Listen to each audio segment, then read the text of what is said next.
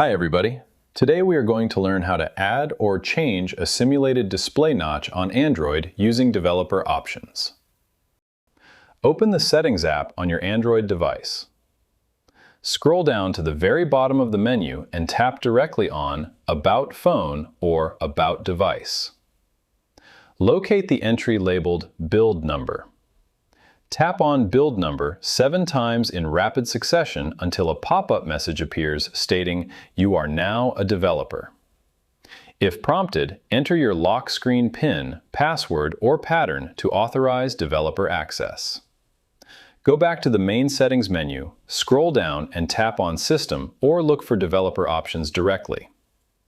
Inside the System menu, tap on Developer Options to open the Advanced Configuration Parameters. Scroll down through the options until you reach the section header labeled Drawing. Locate and tap directly on the setting labeled Display Cutout, Display Cutout Simulation, or Simulate a display with a cutout. A selection pop-up menu layout will appear showing different simulated notch configurations such as corner cutout, double cutout, tall cutout, or waterfall cutout. Select your preferred notch style option from the list to apply it immediately.